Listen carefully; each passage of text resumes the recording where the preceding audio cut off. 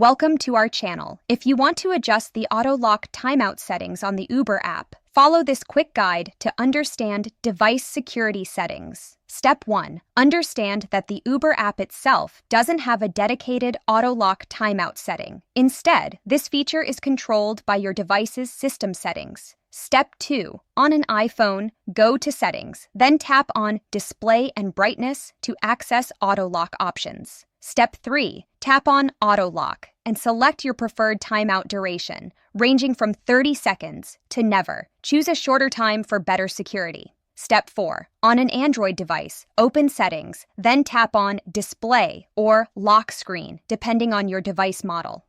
Step 5.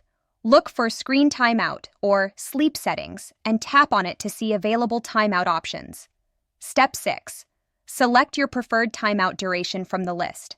Options typically range from 15 seconds to 30 minutes. Step 7. While these settings don't specifically control the Uber app, they determine how quickly your device locks after inactivity, which protects your Uber account and personal information. Step 8. For additional security within the Uber app, enable PIN or biometric authentication in the app's security settings to protect your account even when the app is open. Don't forget to like this video and subscribe to our channel.